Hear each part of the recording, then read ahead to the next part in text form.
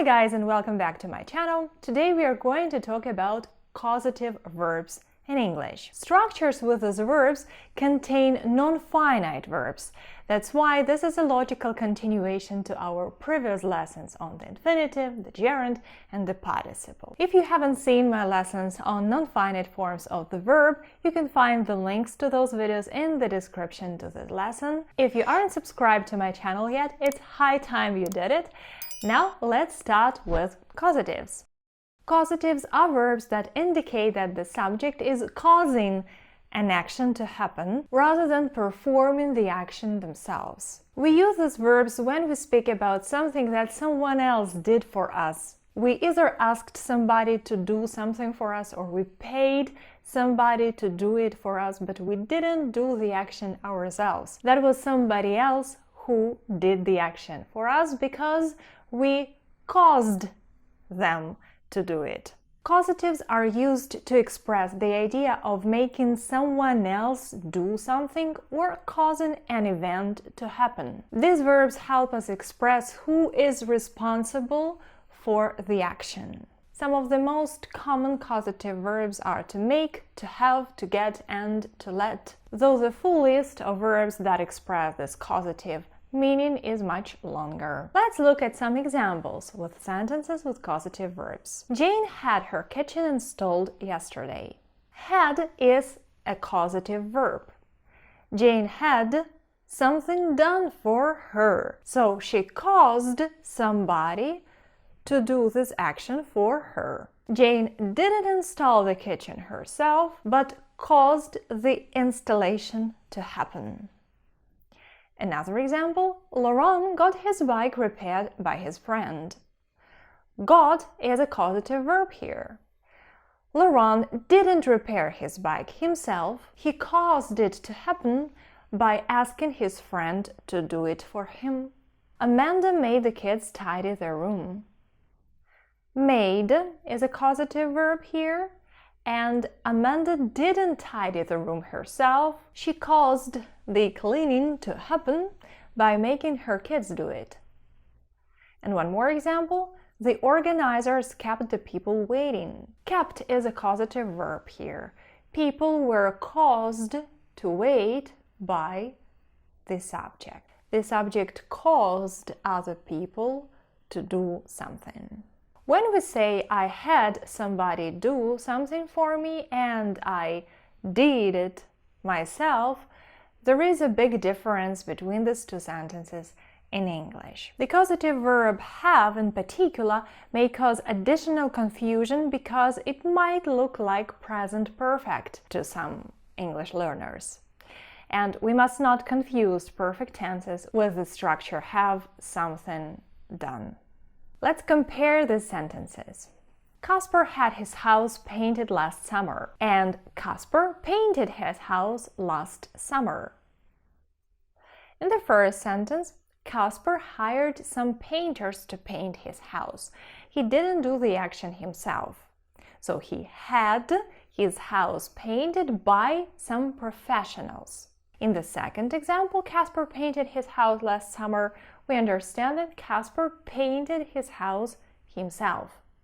Christina is having her nails done and Christina is doing her nails. Both sentences are in the present progressive tense, so that's why in the first case we have is having instead of just have. The first sentence says that Christina paid a beauty specialist to do her nails. The second sentence tells us that Christina is doing her nails herself. Malcolm has just had his car washed, and Malcolm has just washed his car. In the first sentence, Malcolm has arranged for his car to be washed by some people. In the second sentence, Malcolm has washed his car himself. Pay attention that the tense here is the present perfect tense. Has had his car washed. One important thing to note. We should not confuse the causative structure with have with the present perfect tense or the past perfect tense. Let's see what I mean. We had our fence painted. The sentence is in the past simple tense. It contains the causative verb have in past simple. We painted our fence. The sentence is in the past simple tense and it doesn't have any causatives. We painted the fence ourselves. Let's look at this sentence. They have just had this water feature installed for them in the garden. The sentence is in the present perfect tense and it contains the causative verb have in present perfect. The sentence, they have just installed this water feature in their garden, is the present perfect tense without any causatives. They did it themselves. They themselves installed that water feature. Alice had had her nails done before she went on vacation. The sentence contains the causative verb have in past perfect. And this sentence, Alice had done her nails before she went on vacation, is in past perfect, but it is without any causative verbs. Alice had done her nails herself before she went on vacation. So, as I have already mentioned, there are many causative verbs in English. It's not just have and get. We can divide them by meaning into 6 groups. The first one would be causative verbs expressing permission. These are to let, to permit, and to allow. Then we have causative verbs that express obligation or compulsion. These are such verbs as require, compel, or force. Causative verbs can also express arrangement, and here we have, get, and keep. Then there are causative verbs that express influence, like to influence, to convince, and to persuade. Causative verbs expressing encouragement are to encourage, to help, and to assist. And finally, we have causative verbs that express facilitation. This would be to enable, to facilitate, and to empower somebody to do something. Let's look at some examples with different causative verbs. My aunt let me wear her shoes to the party last night. We have let. Let is the causative verb here, and it expresses permission. My aunt let me wear. The father forced his son to tell him the truth. Force is the causative verb here, and it expresses compulsion. The company enabled their workers to work from home. Enabled is our causative verb, and it expresses facilitation.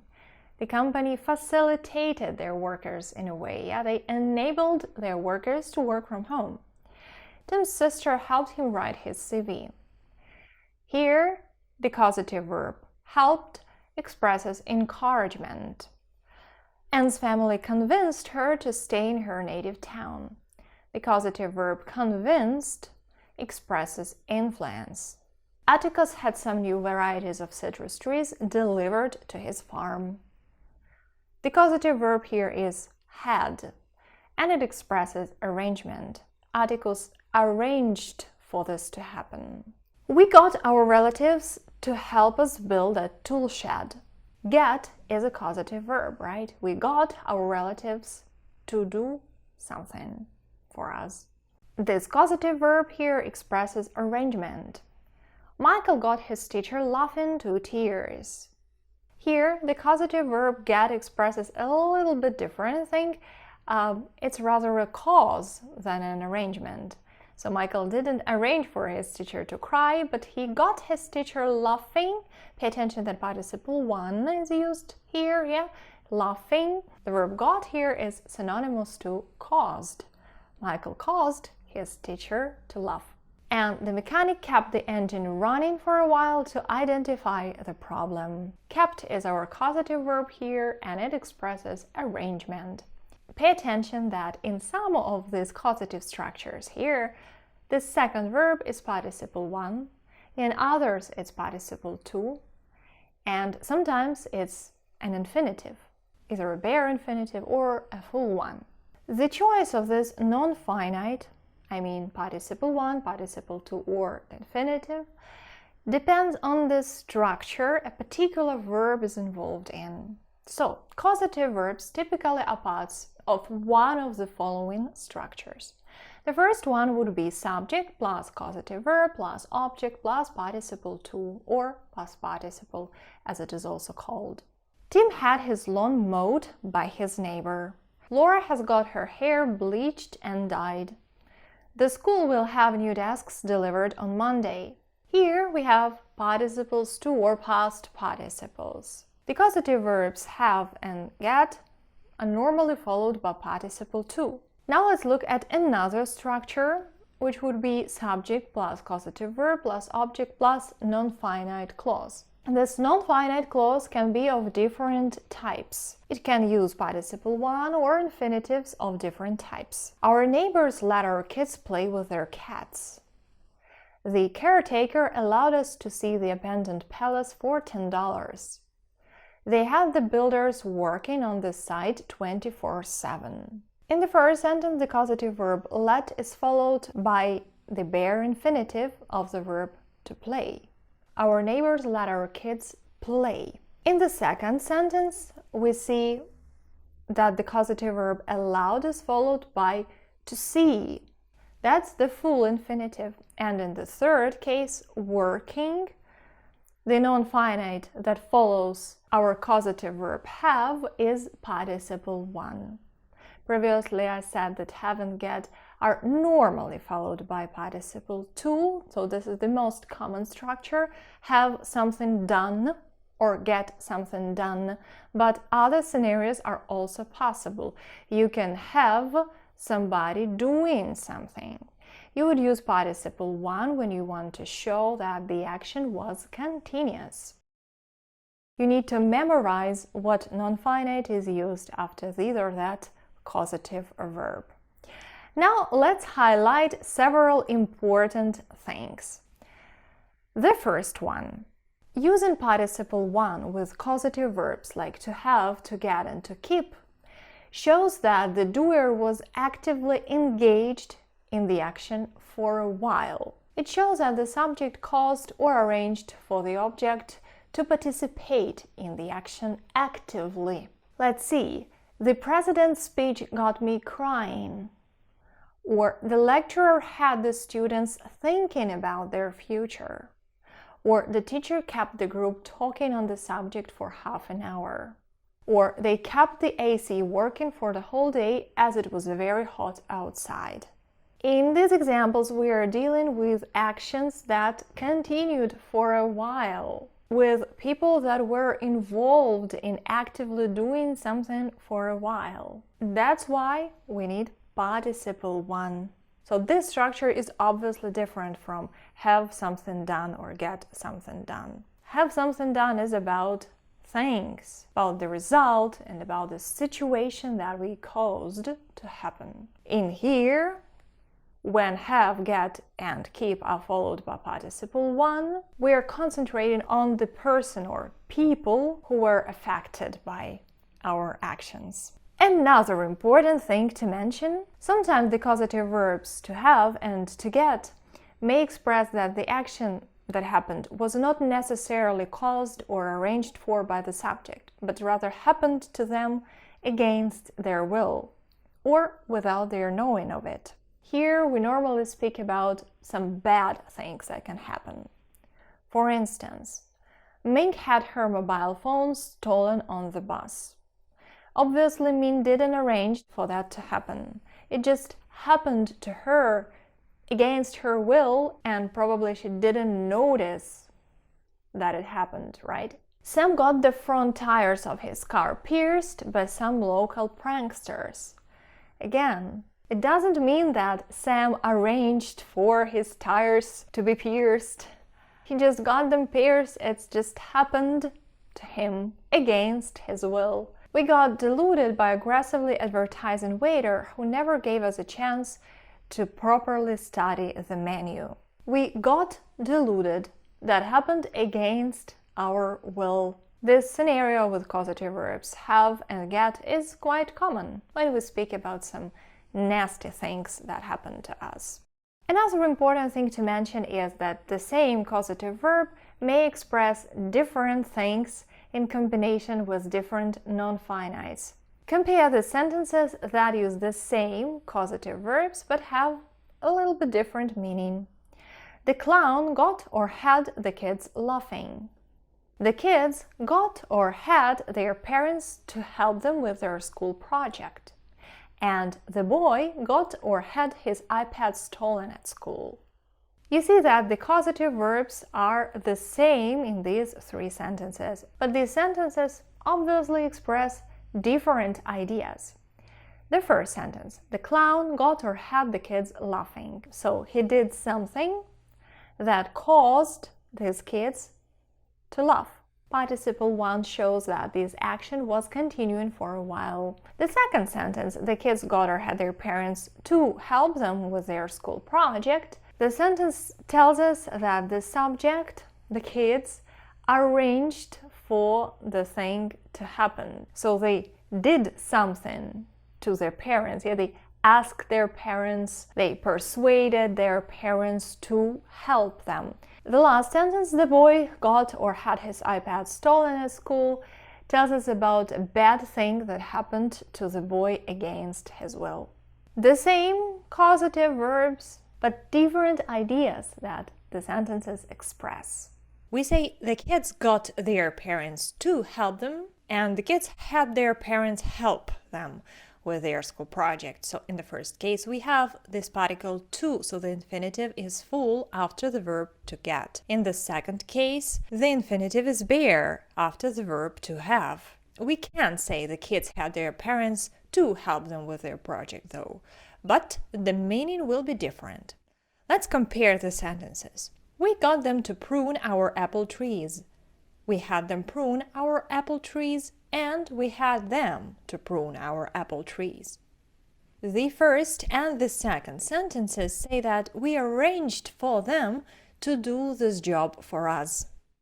So we got them to prune, or we had them prune our apple trees. We hired them or we asked them to prune our apple trees for us. The third sentence, though, has a different sense. We had them to prune our apple trees means that we have some specially hired people to prune our trees, and that's why we don't have to do it ourselves. So we have gardeners to take care of our garden. We don't do that ourselves. Had them prune is a causative structure, while had them to prune is not. This last sentence, we had them to prune our trees, has no causative meaning. It merely states that we have something or somebody to do something. The infinitive to prune here expresses a purpose. As you've probably noticed, I used got and had interchangeably, and normally that's what you can do. There is a very slight difference between these two. Got is a little bit less formal. So to get something plus participle to is the structure that will be more common in colloquial English. She had that old oven fixed, or she got that old oven fixed. The second sentence is less formal and probably a little bit more natural in everyday communication. Apart from that, we should differentiate between have somebody do something and get somebody to do something. Let's see. The teacher got the students to mark each other's tests, and he got his wife to organize his clothes for him. In these two sentences, the focus is on the person who did the action for the subject and not on the action itself. We may say the teacher had the students mark each other's works, or the teacher got the students to mark each other's works. So if I say the teacher had the students mark each other's tests, the semantic stress will be on the action. And if I say the teacher got the students to mark each other's tests, the stress is on the person who was influenced, forced, requested to do something. So there is more involvement in that action here. Involvement of the teacher who somehow persuaded or influenced the students to do the action for him. In your native language, you might not have different structures with causative verbs to differentiate between things that you do yourself and those things that are done for you by somebody else. In English, we have these instruments, we have these structures, so it's important to use them appropriately. When you want to say that somebody did something because you influence them in a way, you need a structure with a causative verb. That's especially important with all those services that people normally don't do themselves, like cutting your hair or painting your house or fixing your laptop. Normally we don't get involved into doing all those things because we know that there are professionals, so we pay those professionals to do it for us. And it is erroneous to say, I cut my hair if I actually didn't literally do it myself. I didn't take the scissors and I didn't cut my hair myself. I went to a hairdresser and she or he, a professional who works there, did it for me. That's why I must use a causative structure here. I must say I had my hair cut, or I'm going to have my hair cut, or probably I will have my hair cut. Remember also that this have can change in different tenses, and that's especially important when we are dealing with perfect tenses, because I know my students often make mistakes here, especially when we arrive at had something done. I had my hair cut before I went on vacation. Okay, that's all that I have to say about causative verbs in English. If you have any questions to me, please write them in the comment section down below. Subscribe to this channel if you aren't subscribed yet. Share this video with those who might be interested in learning English, and see you in the next lesson.